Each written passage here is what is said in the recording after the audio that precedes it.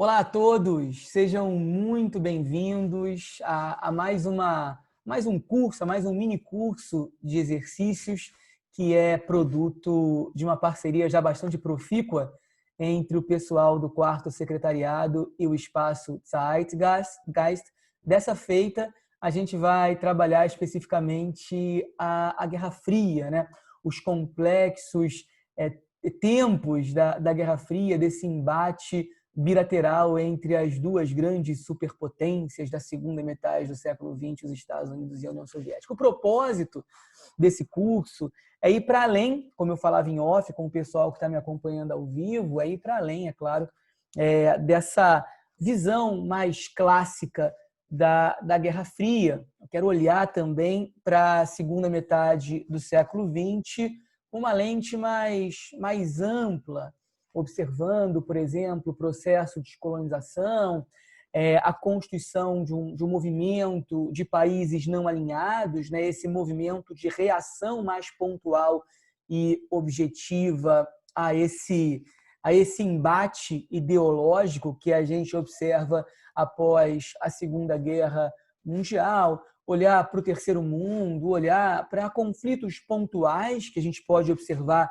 em nível sistêmico, olhar para as relações Estados Unidos-China, por exemplo, né? Olhar, e vamos inclusive trabalhar isso nessa folhinha especificamente, na folhinha de número 1 do nosso mini curso, olhar para como os países europeus, né, reagem quando da cortina de ferro se conformando, aí, tomando forma na Europa, né? Olhar para o comportamento dos países do leste europeu e também da Europa Ocidental. No nosso encontro de hoje, eu não sei se todos vocês tiveram acesso à folhinha de exercícios, né? A Yara chegou agora. Boa tarde, Yara. Não sei se todos vocês conseguiram acessar a folhinha de exercícios. Me deem um feedback, por favor, aqui pelo chat, por escrito. Mas é uma folhinha que, se vocês tiveram condição de acessá-la, ela trata especificamente sobre a década de 1960. Então, percebam que o nosso olhar para a Guerra Fria, ele não tem uma pretensão de ser um olhar cronológico. A gente não vai começar lá com a fase clássica em 47. Eu já entrei aqui com o pé na porta, olhando para um período bastante conturbado, né? Para um momento na história da Guerra Fria em que muita coisa aconteceu quase que concomitantemente. Eu diria que a primeira metade da década de 1960 é um dos momentos, se não o momento mais conturbado, mais difícil da segunda metade do século XX. É um momento em que, muito concretamente, a gente quase observa um embate real entre os Estados Unidos e a União Soviética. É um momento em que a guerra quase que fica, de fato, quente, né? Em que a gente tem as superpotências quase chegando às vias de fato, seja por conta do episódio da crise dos mísseis cubanos, lá em 1962, seja em função de uma escalada da presença dos Estados Unidos no Vietnã, seja em função também de uma conduta mais nacionalista apresentada pelo Charles de Gaulle, quando chegando ao poder na França, estabelecendo a Quinta República no final da década de 1950, a postura do de Gaulle de sair debaixo do guarda-chuva dos Estados Unidos também marca a complexidade dos tempos, né? A complexidade observada em nível sistêmico, e a gente pode colocar na conta, né, desses tempos difíceis e desses tempos mais complexos, um processo de nuclearização, um processo de complexificação, né, da nuclearização em nível sistêmico, com a China e a França fazendo testes, realizando testes nucleares bem sucedidos, né, se tornando também países nuclearizados para fins, para propósitos militares. Então, tem muita coisa sobre o que falar da década de 1960. A gente tem algumas questões que tratam especificamente das relações entre as superpotências, mas temos um olhar também mais pontual a respeito do que está acontecendo na Europa, a respeito do que está acontecendo no Sudeste Asiático. Eu queria saber se todo mundo teve acesso à folhinha. Vocês conseguiram acessar a folha de exercício, gente? Ainda não? Eu mandei acho que foi pro Thiago.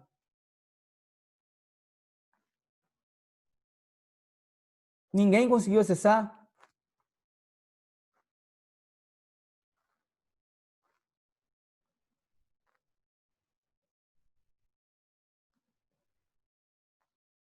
A Yara, a Sofia, a Gabi, acho que ninguém conseguiu acessar então. Então, vamos tentar fazer aqui juntos, né? Aqueles que estão online. Ou então, a minha sugestão é, eu não sei, a gente pode pensar juntos aqui, como vocês estão ao vivo me acompanhando, o, o veredito é dado por vocês. Vocês preferem receber a folhinha, fazer os exercícios e assistir a aula depois? Eu me comprometo a gravar essa aula com vocês amanhã. Se vocês preferirem fazer dessa forma, é só vocês avisarem aqui. Caso vocês queiram seguir com a aula hoje normalmente, depois fazer a folhinha, é só vocês avisarem também. Como vocês estão ao vivo, vocês decidem o que fazer. Então, maravilha. Vamos seguir em tempo real na resolução, né? E é isso. O meu modelo é um modelo em que eu já dou a resposta na lata, né? Então, quando vocês virem aqui o meu esquema no Prezi, vocês vão perceber que a resposta do item já está dada. Os itens azuizinhos, né, com a resposta correta, os itens vermelhinhos com a resposta errada. Então, não dá muito para a gente pensar antes, mas é claro que eu estou aqui para atender as eventuais dúvidas que vocês tiverem na tentativa de corrigir esses itens já nesse nosso primeiro encontro. Combinado? Vamos tocar esse barco, então, que eu estou vendo que vocês estão animados. Olhando para a nossa questão de número 1, né, começando do começo, a questão diz o seguinte: a respeito do curto período em que John Kennedy esteve na presidência dos Estados Unidos, julgue os itens abaixo. Então, percebam, essa questão de número 1 trata especificamente do governo Kennedy, tanto olhando para o âmbito da política interna quanto para o âmbito da política externa. Item 1. Kennedy foi o primeiro presidente do Partido Democrata a ocupar a Casa Branca nos tempos de Guerra Fria, adotando uma política externa marcada pelo compromisso com os direitos humanos e pela diminuição dos gastos militares estadunidenses. Cuidado com esse item, tem dois problemas aqui no item 1. Não é exatamente um item difícil, porque acho que a grande maioria dos candidatos já consegue matar o item logo pelo início dele. O Kennedy não é o primeiro presidente do Partido Democrata a ocupar a Casa Branca, porque o sucessor do Franklin Delano Roosevelt era representante do Partido Democrata. O Truman era democrata, substituído por Dwight Eisenhower, esse sim um republicano, na presidência dos Estados Unidos. Eisenhower é o presidente republicano no poder ao longo da década de 1950, de maneira que quando Kennedy chega à presidência, ele não é o primeiro democrata a ocupar a Casa Branca em tempos de Guerra Fria. Isso já torna o item 1 incorreto. Mas cuidado com a continuidade desse item. O final do item também está errado, pessoal. O Kennedy adota uma política externa marcada pelo compromisso com os direitos humanos e pela diminuição dos gastos militares estadunidenses. O Kennedy olha bastante para o lado humanitário, sim, né? Ele tem uma política marcada por aquilo que ele chama de The New Frontier, né? A ideia de que os Estados Unidos devem olhar para além daquele daquela ideia de nacionalismo exacerbado que marcou a política do John Foster Dulles como secretário de Estado do Eisenhower, né, que marcou a presidência do Eisenhower. É necessário olhar para além de um viés, de uma lente nacionalista e buscar valorizar um diálogo mais profícuo com os países do terceiro mundo, por exemplo, no âmbito da política externa, buscar compromissos mais humanitários mesmo, mas sem abrir mão de um fortalecimento do ponto de vista militar. Se a época do governo Eisenhower a gente observa gastos bastante representativos na militarização, nas forças tradicionais, na Marinha e no Exército, e gastos menos expressivos no que diz respeito ao fomento à nuclearização para fins militares. No caso do governo Kennedy, o que a gente tem é, diante de uma ideia que mais tarde se mostra falsa, né, de que havia um desnível, havia um maior protagonismo da União Soviética no que diz respeito às armas nucleares, né, em relação aos Estados Unidos, havia um desnível entre os Estados Unidos e a União Soviética. Partindo dessa premissa que, volto a dizer, se mostra mentirosa, né, no começo dos anos 60, o Kennedy tenta investir muito na nuclearização dos Estados Unidos para fins militares, né, investindo nos mísseis balísticos de médio e longo alcance, investindo nos SLBM, né, nos mísseis balísticos lançados também por submarinos. Então, o governo Kennedy não é marcado pela diminuição dos gastos militares, não. Existe esse compromisso com o terceiro mundo, esse compromisso com um diálogo, né, com os países de maneira geral, os países do bloco ocidental em particular, com esses países que vêm engrossando ali, ampliando o número de países participantes da ONU, esses países do terceiro mundo, países que vêm passando por um processo de descolonização. Existe compromisso por parte dos Estados Unidos de um diálogo com esses países, mas um diálogo em que a força dos Estados Unidos esteja clara. É um diálogo em que os Estados Unidos não querem se mostrar o interlocutor vulnerável. Então, o item 1 está incorreto por conta tanto desse probleminha no começo quanto desse problema maior ao final. E o item 2 fala exatamente da New Frontier, né? Fala exatamente dessa ideia da nova fronteira defendida pelo JK dos Estados Unidos desde os tempos de campanha eleitoral. O item 2 diz o seguinte: a chamada nova fronteira defendida pelo referido presidente defendia, está meio mal redigido esse negócio, né? Defendia uma maior adaptação dos cidadãos dos Estados Unidos aos novos desafios domésticos, bem como no âmbito da política externa, advogava a necessidade de um maior diálogo com os países do terceiro mundo. Essa política da nova fronteira, ela é comprometida, né, com a necessidade, com o imperativo da adaptação mesmo dos cidadãos dos Estados Unidos a essa conjuntura de Guerra Fria, né? Essa conjuntura de uma Guerra Fria que veio para ficar.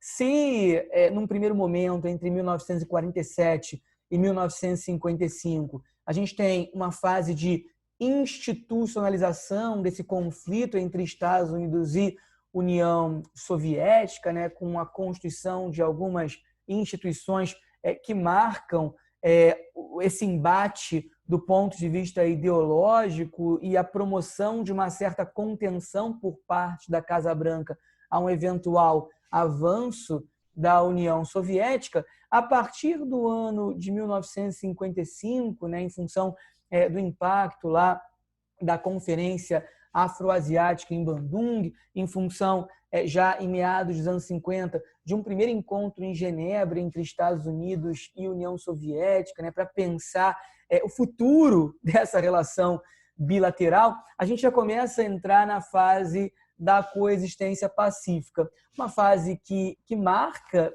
a ideia de que a Guerra Fria veio para ficar mesmo e que ela precisa ser administrada, ela precisa continuar sendo fria a partir de meados da década de 1950. E, claro, o cidadão estadunidense precisa se adaptar necessariamente a esses novos tempos e a política externa americana também vai precisar se adaptar a esses novos tempos. Eventuais sacrifícios vão precisar ser feitos, né? Até porque grande parte dos gastos dos Estados Unidos, né, vão se voltar para a militarização, para o fortalecimento do país frente à União Soviética.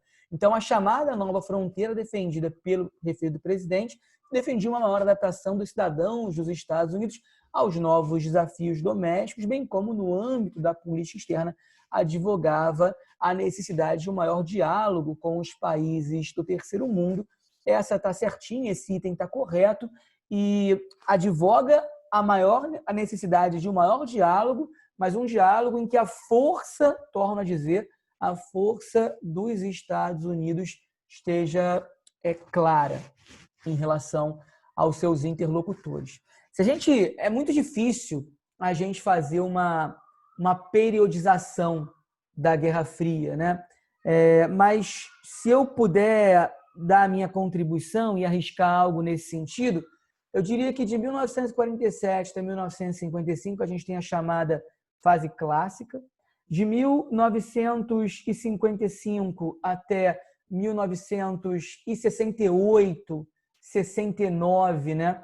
A gente tem a coexistência pacífica a partir do TNP ali, né? E dos primeiros entendimentos no sentido de se pensar uma Strategic Arms Limitation Talks, né? Conversações para que houvesse a limitação das armas nucleares. E depois, até 79, a gente tem a détente acontecendo, até que com o governo Reagan, principalmente, né, já nos anos 80, a gente tem uma ênfase maior nesses tempos de escalada de tensão entre Estados Unidos e União Soviética com a Segunda Guerra Fria. Ana, esse encontro de Genebra foi o primeiro encontro de cúpula importante envolvendo Estados Unidos e União Soviética logo depois da Segunda Guerra Mundial. É nesse momento que os jornais soviéticos, né, principalmente o Pravda, lá de Moscou, começa a forjar essa ideia de uma coexistência pacífica no nível bilateral. É isso mesmo, Ana. Seguimos aqui para o item 3. O governo Kennedy, e se eu não respondi a pergunta, me avisa, tá? Vocês sempre me avisem aqui pelo chat para eu poder ir acompanhando o feedback de vocês, tá bom? Item 3. O governo Kennedy é marcado por problemas específicos em relação a Cuba, com destaque para a invasão da Baía dos Porcos, em 1959, coordenada pela Marinha dos Estados Unidos e para a crise dos mísseis, em 1962, a qual resultou na ruptura das relações diplomáticas entre Washington e Havana. Aqui a gente tem alguns nuances, né? Alguns aspectos bem pequenos que fazem com que, bem pontuais, que fazem com que esse item 3 esteja incorreto. O primeiro ponto importante que torna esse item bastante errado está no fato de que a invasão da Baía dos Porcos não é coordenada por marinhas americanas, não é coordenada pela Marinha dos Estados Unidos. Na verdade, o governo Kennedy ele vai acobertar a atuação desses invasores, né, da parte da Flórida, algo que já vinha sendo forjado desde os tempos do Eisenhower, né? Então, ele acoberta a invasão e sem uma participação oficial, de fato, da Marinha dos Estados Unidos. Esse é um primeiro ponto importante. O segundo ponto que tá errado também diz respeito à crise dos mísseis 62 como motivo pontual, né, como motivo mais relevante aqui para a gente no que diz respeito à ruptura das relações entre os Estados Unidos e Havana. Na verdade, as relações bilaterais, as referidas relações bilaterais, só vão ser já vão estar rompidas, já vão ser rompidas, já vão ser encerradas, já vão ser problematizadas no ano de 1961, né? No início de 61.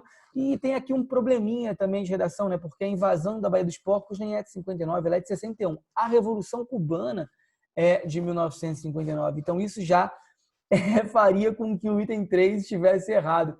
Quando eu pensei no item, quando eu pensei na dissertação do item, na redação do item, eu me equivoquei aqui em relação à data da invasão da Baía dos Porcos. A gente tem a Revolução Cubana no ano de 1959 e assim que o John Kennedy toma posse, né, em 61, a invasão à Baía dos Porcos, que é acobertada ali pelo governo, mas que não conta com a participação oficial do governo. Então, na verdade, quando eu escrevi esse item, eu pensei em dois problemas e a gente pode ver três problemas. Primeiro, a invasão à Baía dos Porcos é de 1961. Não existe a participação da Marinha dos Estados Unidos aqui nessa conjuntura, né? Basicamente, a gente tem o protagonismo de exilados cubanos na Flórida, né? Que estão ali basicamente no Golfo do México, e não se pode dizer que a crise dos mísseis na segunda metade de 62, de outubro de 62, foi a resultante dessa ruptura das relações diplomáticas entre Washington e Havana. Na verdade, já antes mesmo de o Fidel Castro declarar a sua simpatia à União Soviética, né, o compromisso, a Revolução Cubana com as ideias comunistas, né, e essa relação estreita com a União Soviética, já no começo de 1961, a gente tem a ruptura das relações diplomáticas entre os Estados Unidos e Cuba. Então, pessoal, por esses três aspectos, o item 3 da questão 1 está incorreto.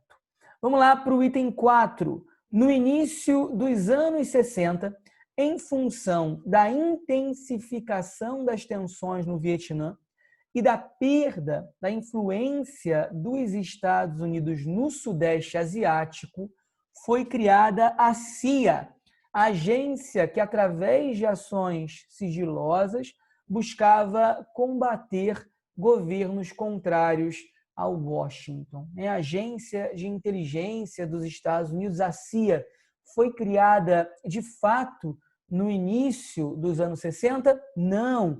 O item 4 está errado e não é exatamente difícil, impossível, né, de acertar esse item, porque a gente conhece duas grandes intervenções da CIA que acontecem já no início do governo Eisenhower, já na primeira metade da década de 1950. Vou soltar aqui para o pessoal que está ao vivo para ver se eles se lembram. Vocês se lembram de quais foram as duas primeiras intervenções da CIA, pessoal, ainda na década de 1950?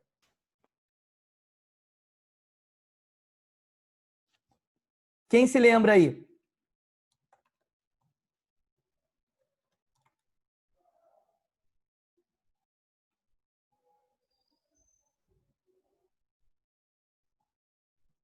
Ih, eu acho que ninguém se lembra.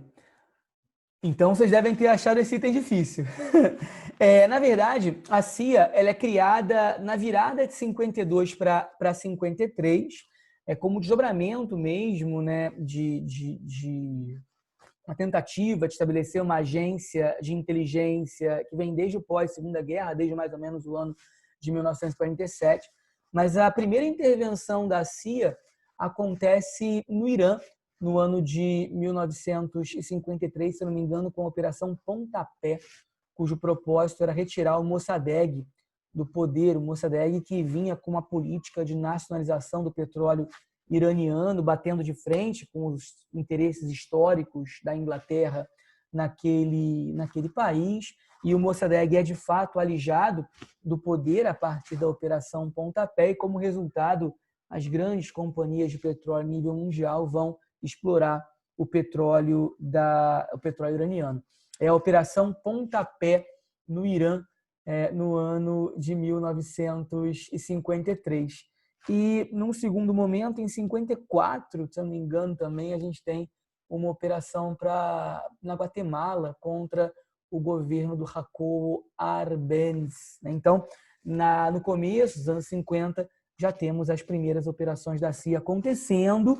Portanto, pessoal, o item 4 está também incorreto. A CIA não é da década de 1960. Talvez esse tenha sido o item mais difícil da questão 1. A segunda intervenção, Ana, foi na Guatemala, do Jacobo Arbenz, 54. Tá bom? Questão de número 2. Depois é legal, Ana, e todo mundo que está me assistindo ao vivo e que não teve acesso à folhinha, é legal que vocês imprimam a folhinha, tá? Imprimam. Sempre que vocês receberem a folhinha, imprimam a folhinha. Não tentem fazer os exercícios direto do computador. Tentem lá, aí vocês riscam a folha toda, simulam um TPS mesmo de verdade, sabe? Acho que fazer a folhinha impressa é muito mais interessante, para vocês. E aí já tentem colocar na folhinha também, nas próximas folhinhas, as anotações resultantes aqui dessa aula, da aula de correção a que vocês vão assistir. Questão 2. Acerca das relações entre as superpotências nos anos 60, marque certo ou errado. Então aqui, pessoal, é momento de a gente olhar mais especificamente para a relação Estados Unidos e União Soviética nesse período, nessa década. Item 1. O encontro de cúpula entre Kennedy e Khrushchev. O Kennedy tinha acabado de chegar à presidência, ele já tem uma série de desafios, né? Tem tanto o problema lá da invasão da Baía dos Porcos, né, quanto a conferência de cúpula, mais um encontro de cúpula. Esse acontece em Viena, em 1961, e a motivação principal para esse novo encontro, que acontece na Áustria, é Berlim. Khrushchev estava muito preocupado com o constante influxo de berlinenses da parte soviética para parte estadunidense, e o Khrushchev exortava o governo dos Estados Unidos a fazer alguma coisa no sentido de parar esse fluxo de berlinenses. E era o momento em que o Kennedy seria testado pelo Khrushchev, pelo Kremlin. O Kennedy dá uma resposta contundente, o Kennedy bate de frente com o Khrushchev e não se propõe a fazer nada para diminuir esse fluxo. Então, obviamente, é isso que faz com que o item 1 esteja incorreto, porque o item 1 fala: o encontro de cúpula entre Kennedy e Khrushchev, realizado em Viena no ano de 1961, permite um maior entendimento entre os Estados Unidos e a União Soviética. De maneira nenhuma, né? Essa questão de Berlim, ela não encontra resolução, não encontra uma solução, e o resultado prático disso é que a União Soviética vai optar pela construção de um muro em Berlim. O Muro de Berlim não surgiu logo depois da Segunda Guerra Mundial. O Muro de Berlim surge exatamente em 1961 como uma solução desesperada encontrada pelos soviéticos para interromper esse fluxo de berlinenses da parte comunista para a parte ocidentalófila. Na minha avaliação, o Muro de Berlim é um dos símbolos mais interessantes, né, da ideia de coexistência pacífica. Você tem um marco na paisagem que divide, né, a área de influência dos Estados Unidos da área de influência soviética, sem que exista um conflito de fato entre as superpotências, ou seja, materializando. É um fixo na paisagem berlinense que materializa exatamente essa ideia de coexistência. A tensão existe, mas evitar o conflito é necessário. Então, o encontro de cúpula em Viena não permite um maior entendimento entre os Estados Unidos e a União Soviética. Na verdade, a única coisa positiva que essa conferência, na minha avaliação, a única coisa positiva que essa conferência de cúpula lá de Viena traz é um encaminhamento de uma solução interessante para o Laos. O Laos, na península da Indochina, vinha passando também por tempos conturbados, né? Os comunistas e os ocidentalófilos brigando entre si. E naquele momento, na conferência de cúpula de Viena, se estabelece um compromisso, né, de ambas as partes no sentido de apoiar um regime neutro no Laos. O Vietnã já estava trazendo problemas demais, né, desde meados da década de 1950, desde o Tratado de Genebra de 1954, e a ideia era blindar o Laos em relação ao que estava acontecendo, ao conflito entre o Vietnã do Norte e o Vietnã do Sul, que já era certamente uma realidade no começo da década de 1960. Então, o encontro de cúpula realizado em Viena inicia um período de coexistência pacífica entre as superpotências? Não. Viena não é exatamente a materialização dessa coexistência pacífica, porque não se percebe a solução das tensões bilaterais em Berlim. A solução vem com o Muro de Berlim, né? Uma medida tomada pelos próprios soviéticos. Tem até um item que fala do Muro de Berlim aqui, dizendo que o Muro de Berlim foi construído pelos Estados Unidos, obviamente. Um item fácil, né? O item estaria errado. Mas seguimos aqui a correção, vamos lá para o item 2, que é um outro item incorreto. A invasão à Baía dos Porcos, a crise de Berlim e o medo de uma guerra nuclear entre os Estados Unidos e a União Soviética, né, por conta da presença de ogivas nucleares, de mísseis balísticos de médio alcance, apontando de Cuba em direção aos Estados Unidos, né, fizeram do biênio 1961-62 o período mais conturbado da Guerra Fria. Eu diria que sim, são os tempos mais conturbados da Guerra Fria. Não acho que essa primeira parte do item 2 esteja incorreta, não. É o único período em que as relações diplomáticas entre Washington e Moscou estiveram rompidas. É aí que a gente tem, de fato, um problema.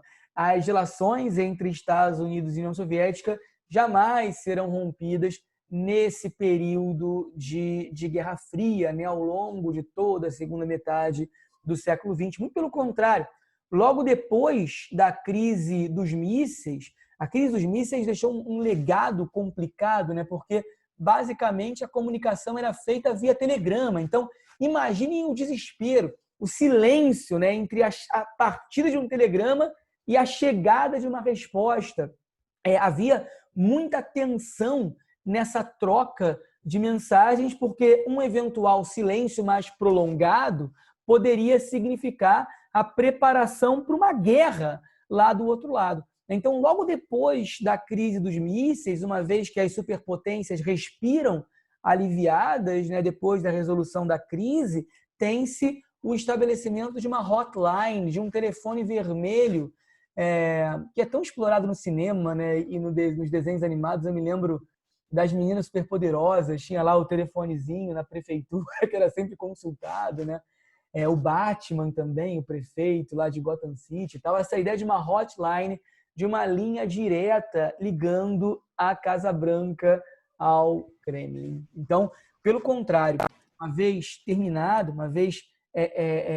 terminada a chamada crise dos mísseis, os Estados Unidos e a União Soviética optam por estreitar ainda mais o contato, o diálogo, encaminhando a distensão, encaminhando a detente, que vai ser, de fato, algo mais concreto no final da década de 1960, início da década de 1970. Deixa eu dar minha boa tarde aqui para a Carolina, para a Isa. Bem-vinda, Isa. Para todo mundo que está chegando agora. Item 2, então, incorreto, pessoal. Não teve ruptura de relações diplomáticas entre Washington e Moscou. E o item 3, também errado. O item 3 diz o seguinte: a doutrina Brezhnev garantia a plena soberania dos países sob a esfera de influência da União Soviética, tendo sido concebida logo após a intervenção de Moscou na Tchecoslováquia e contribuindo para o fortalecimento do bloco comunista, bem como para a estabilidade internacional. Pessoal, tem um erro crasso, tem um erro feio nesse item 3, mas eu imagino que não seja um item fácil para todo mundo. A doutrina Brezhnev é conhecida como doutrina da soberania limitada. Por quê?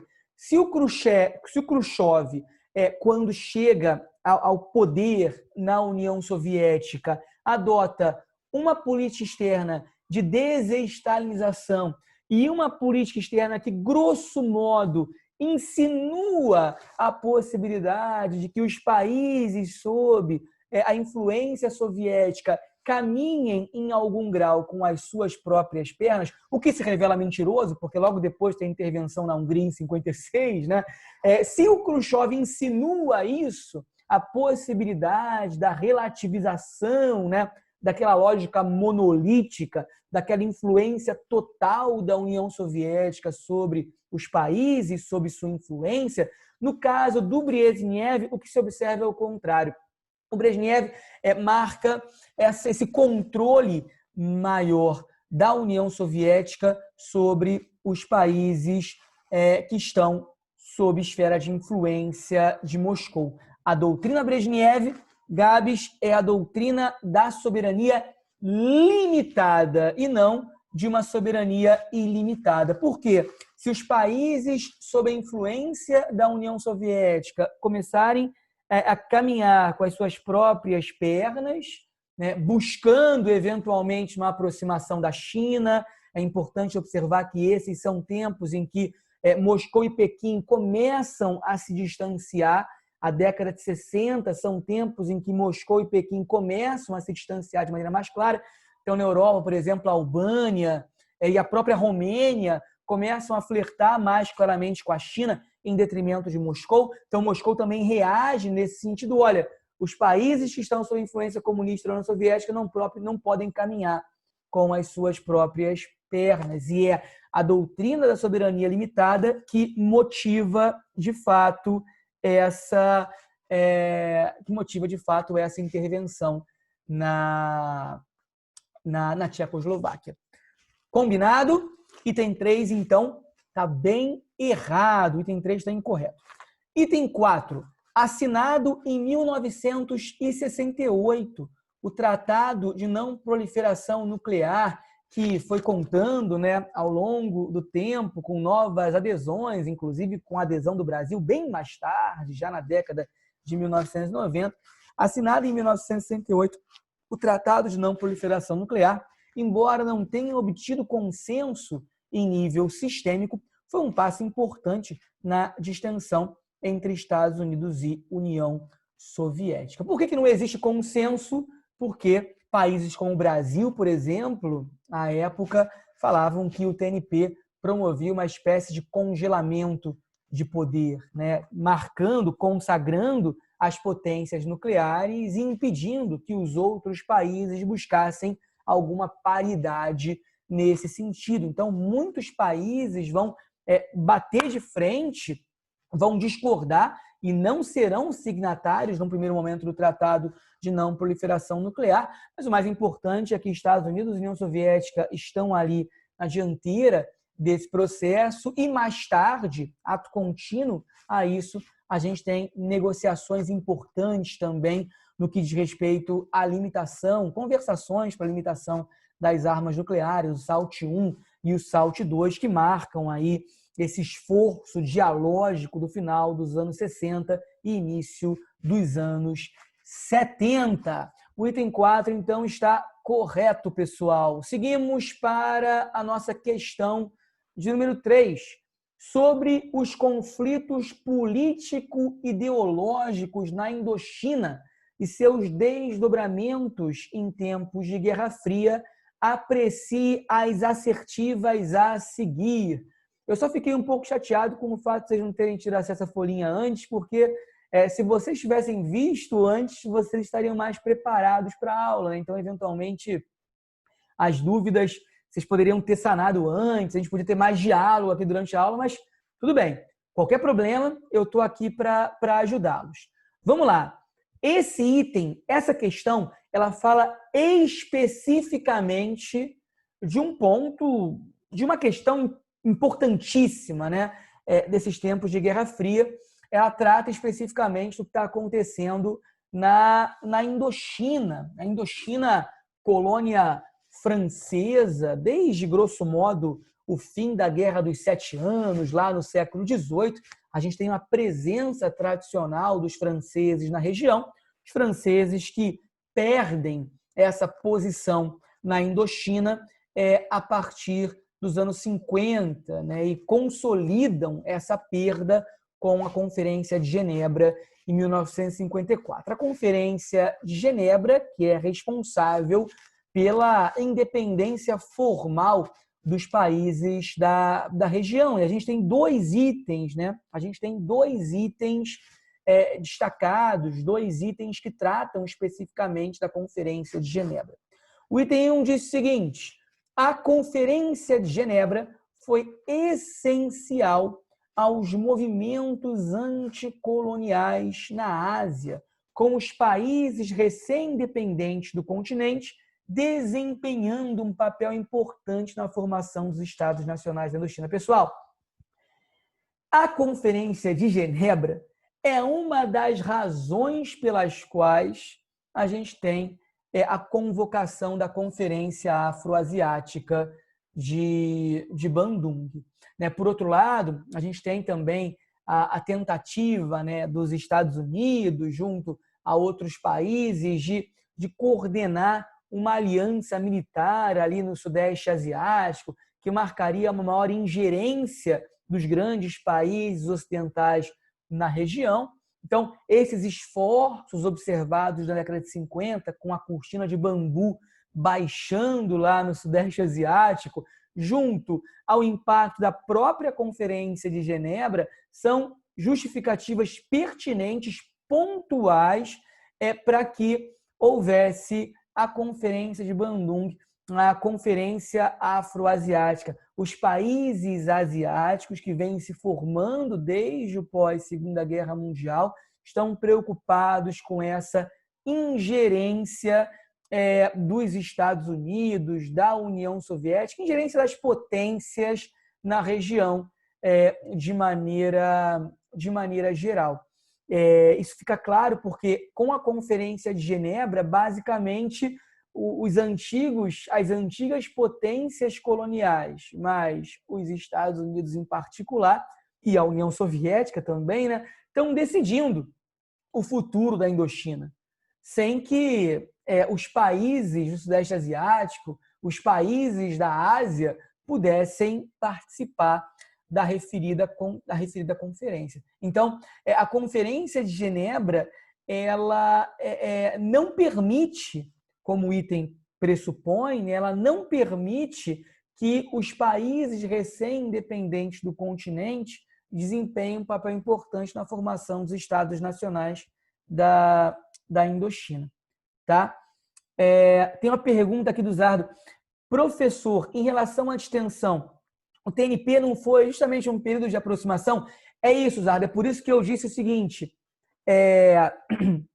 Não sei exatamente por que você fez essa pergunta, tá? Mas, olhando para aquela cronologia da Guerra Fria, um primeiro momento, de 47 a 55, grosso modo, né, é momento de institucionalização da Guerra Fria, é a chamada fase clássica. Um segundo momento, que vai, grosso modo, de 55 até mais ou menos 68, né? Seria 68, 69.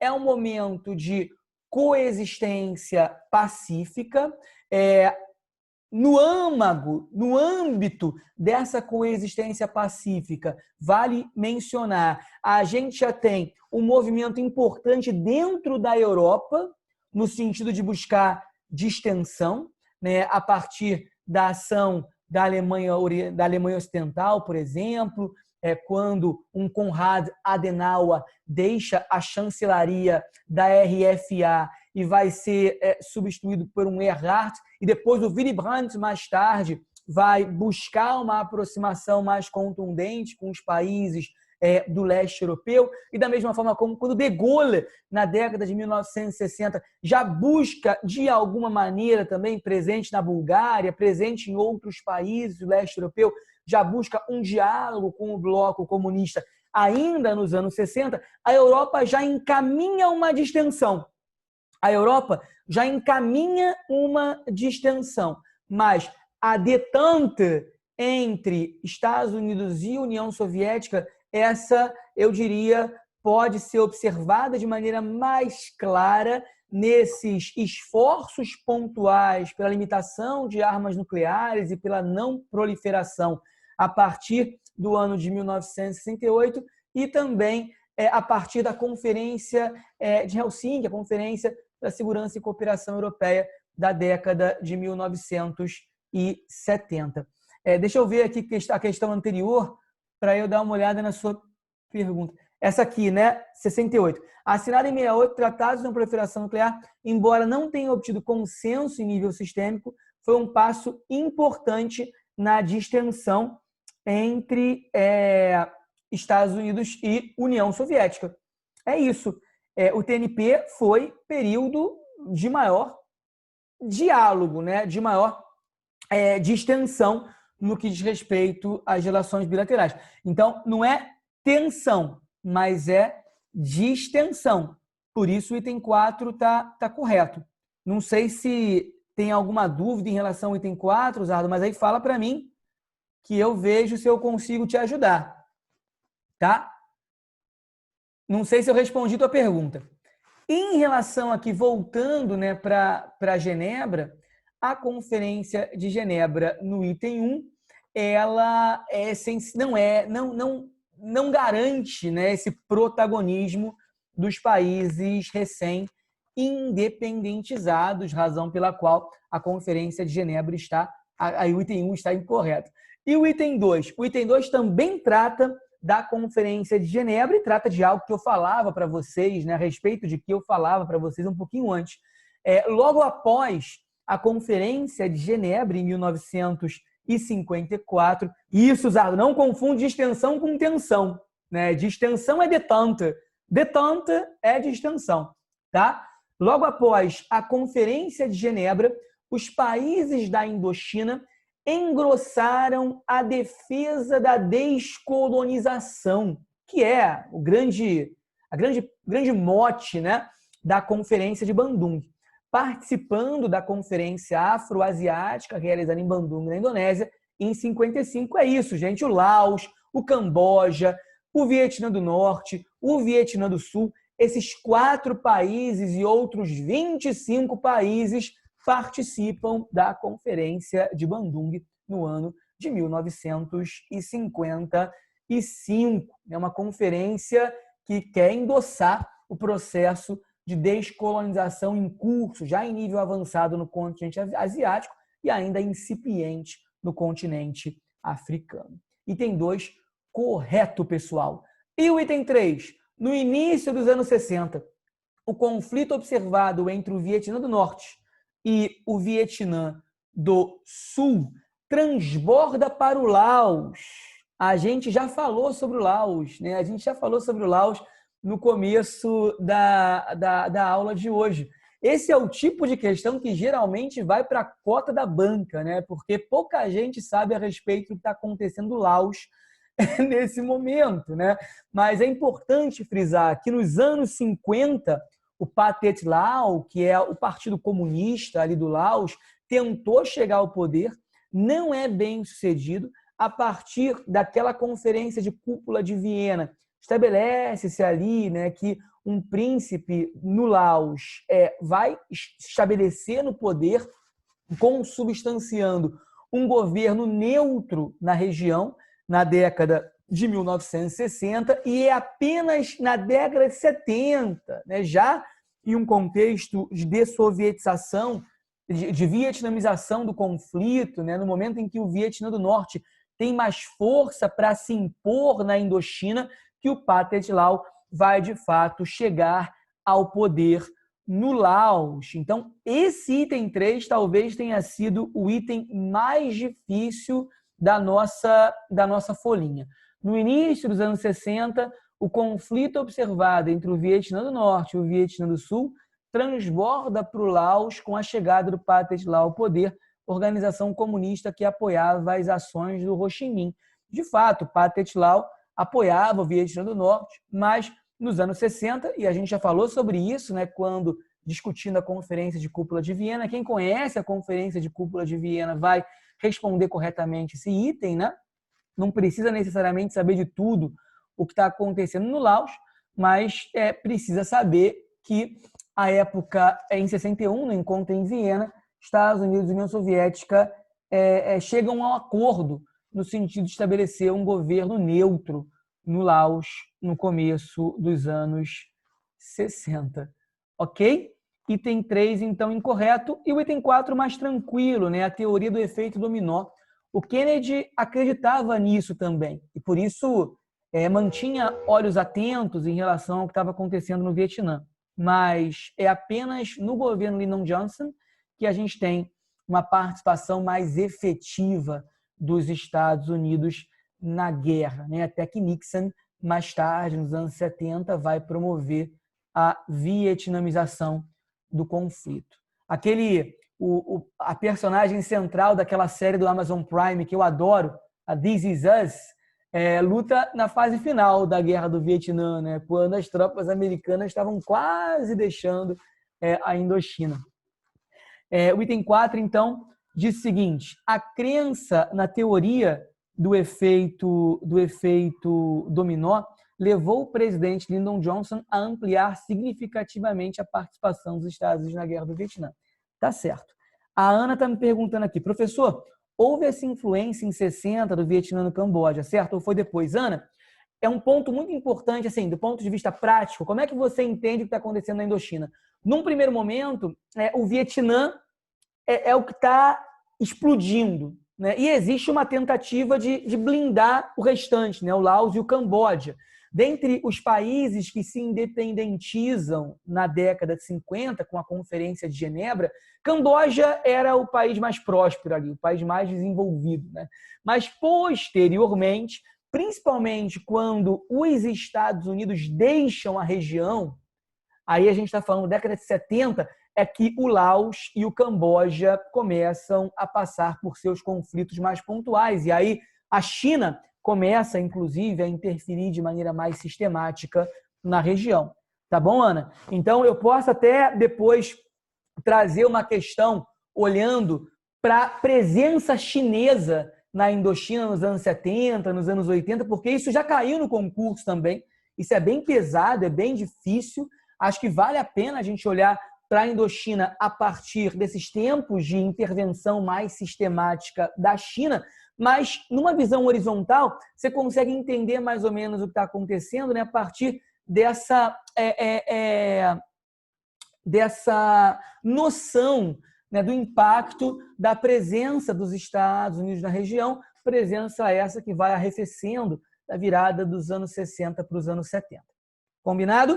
Então, respondemos aqui aos itens da questão de número 3 e passamos para a nossa questão 4. A Débora chegou aí também. Boa noite, Débora. Tudo bem? Vamos olhar para a questão 4.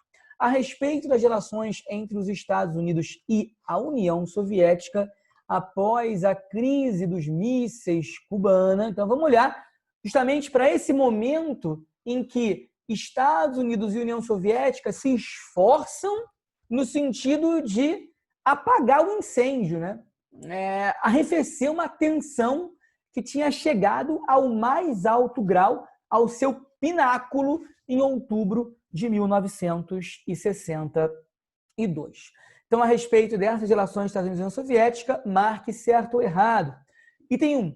Logo após o fim da crise dos mísseis, foi instalada, já falei sobre isso na aula de hoje, uma linha direta entre o Kremlin e a Casa Branca, visando impedir ações precipitadas de ambos os lados, em meio às constantes escaladas de tensão observadas em tempos de Guerra Fria. Aqui está certinho, né? Já falei sobre isso. Em vez de ruptura das relações, em vez de problematização das relações, ambos os países se esforçam no sentido de apagar o incêndio, né? E de buscar impedir que novos desentendimentos fossem observados. É a linha, o telefone vermelho, né? Ligando diretamente os países e impedindo aqueles longos silêncios que sucediam os telegramas enviados de um lado a outro em meio à crise dos mísseis.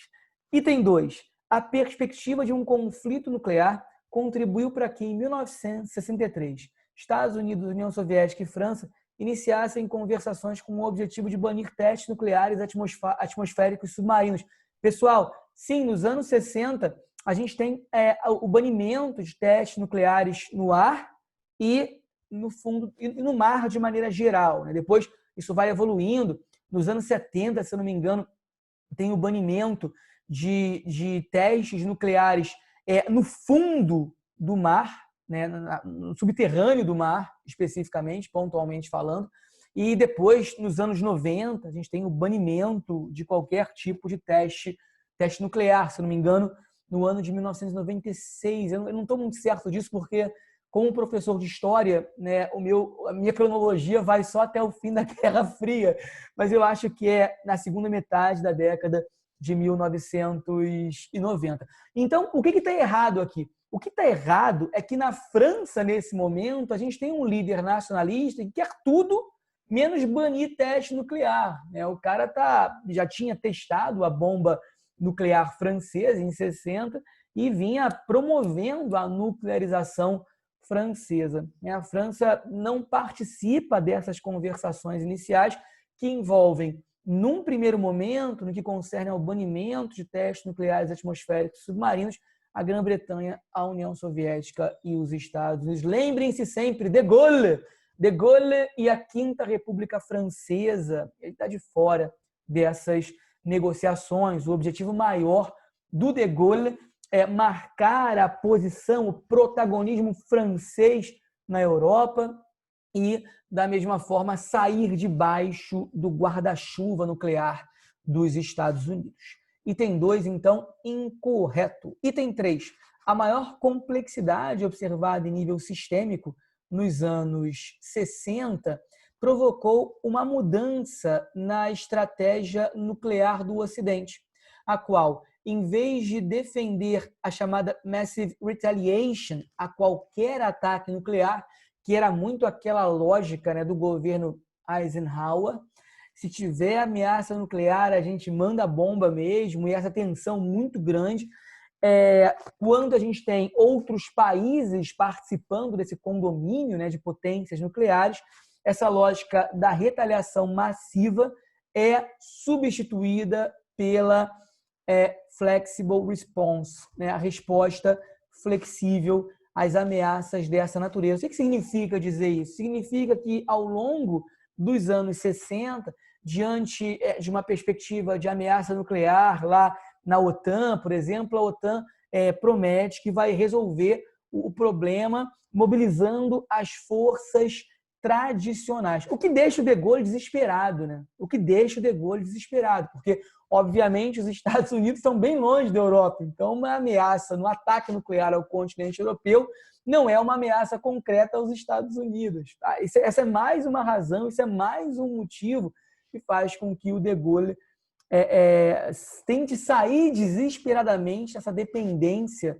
dos Estados Unidos do ponto de vista nuclear, mas sim, os anos 60, do ponto de vista, principalmente uma estratégia nuclear dos Estados Unidos em particular, né, é marcado por essa mudança de paradigma, que é endossada, inclusive, pela própria organização do Tratado do Atlântico Norte. E essa é uma das razões pelas quais a própria França vai sair, né, da liderança militar da OTAN em 66.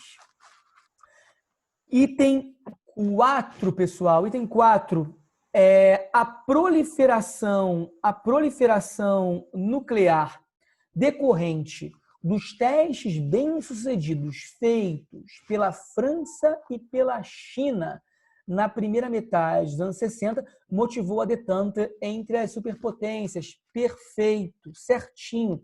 A França explode sua bomba em 60, a China explode sua bomba em 64. A China tinha buscado o apoio da União Soviética no seu programa nuclear. A União Soviética negou esse apoio no final da década de 1950 e, a partir daí, a China já começa a se distanciar de Moscou. A morte de Stalin já marca um primeiro baque no que concerne a essas relações bilaterais. A negativa soviética no sentido de amparar os chineses no seu programa nuclear é um segundo baque, e as tensões fronteiriças observadas no começo dos anos 60 são um terceiro baque no sentido de distanciar Pequim de Moscou, ok? O item 4 está correto. E dito isso, a gente passa para a última questão da nossa folhinha. Depois eu peço que vocês entrem em contato com a Renata. Inclusive, o Marco está aí também. Boa noite, Marco. Inclusive, a Carolina chegou a perguntar aqui se já tem grupo de WhatsApp relativo a esse curso. Eu acho que não tem, Renata. Se tem, Carolina, se tem, eu não fui convidado, né? Então imagino que não tenha. Até porque eu acho que nesse primeiro momento é experimentar o curso, né? Os alunos estão assistindo a aula aberta e depois vão decidir se permanecem, se não permanecem. O quarto secretariado tem esse modus operandi, né? Então, vamos ver, depois vocês entrem em contato com a Renata pedindo essa folhinha e olhem para essa folhinha, tomem contato com essa folhinha o quanto antes, né? O quanto antes, para que vocês ainda tenham aí fresca a aula, né? A experiência da aula de hoje. Vamos lá para a questão 5, então, pessoal. A respeito do impacto da Guerra Fria no continente europeu.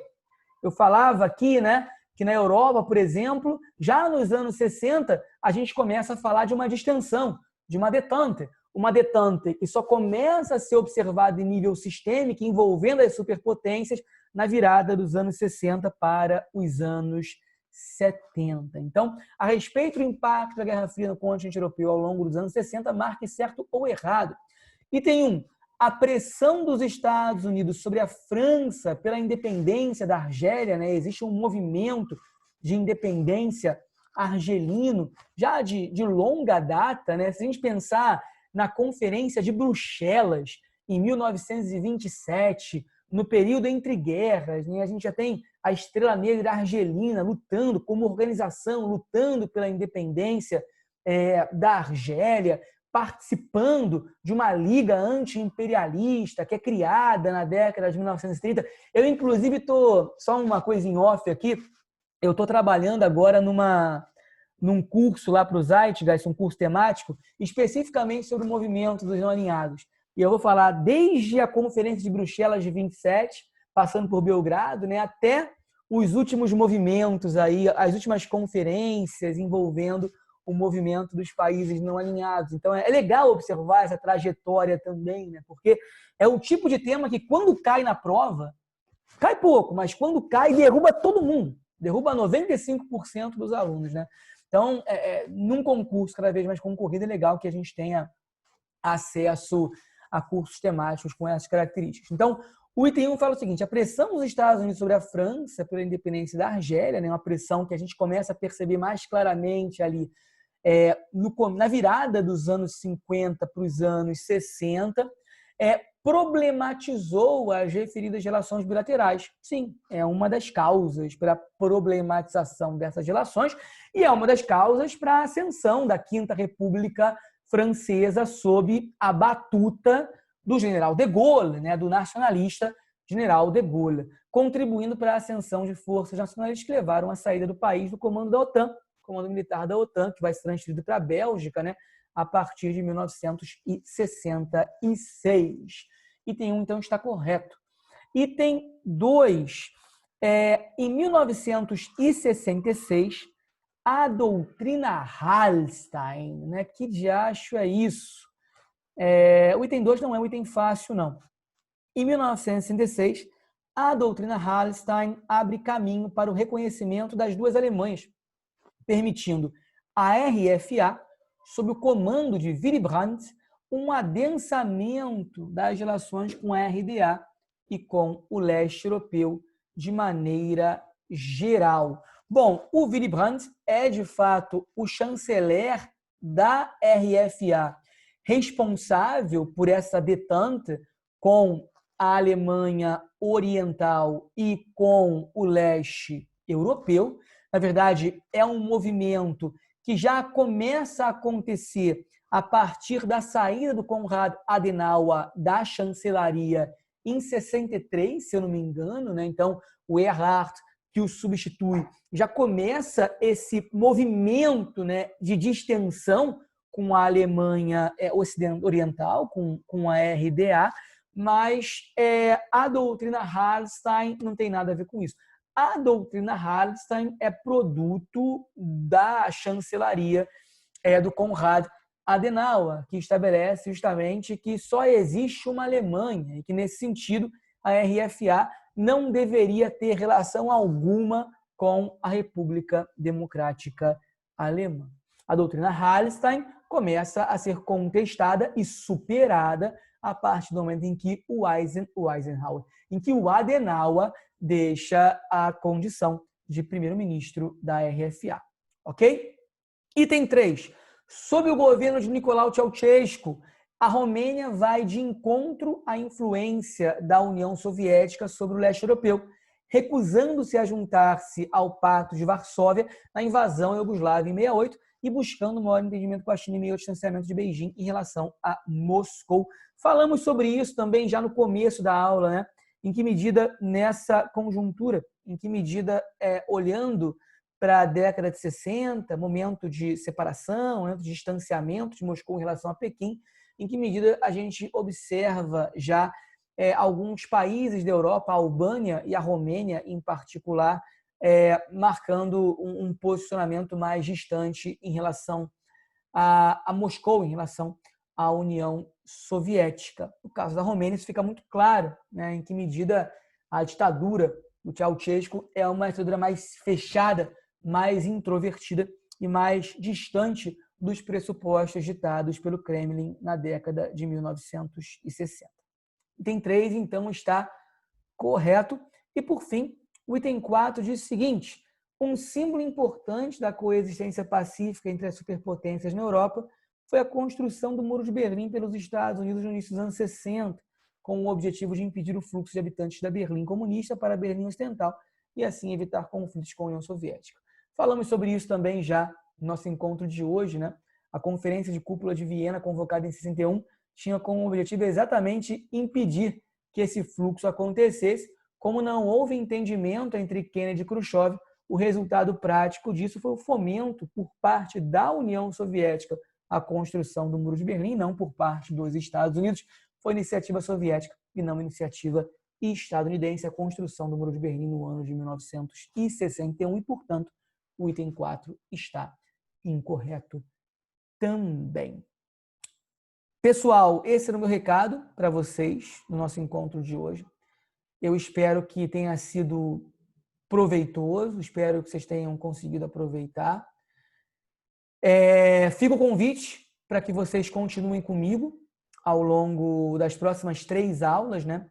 Esse é um pequeno curso temático oferecido em parceria com o 4º secretariado, oferecido por mim, né, em parceria com o 4º secretariado, né?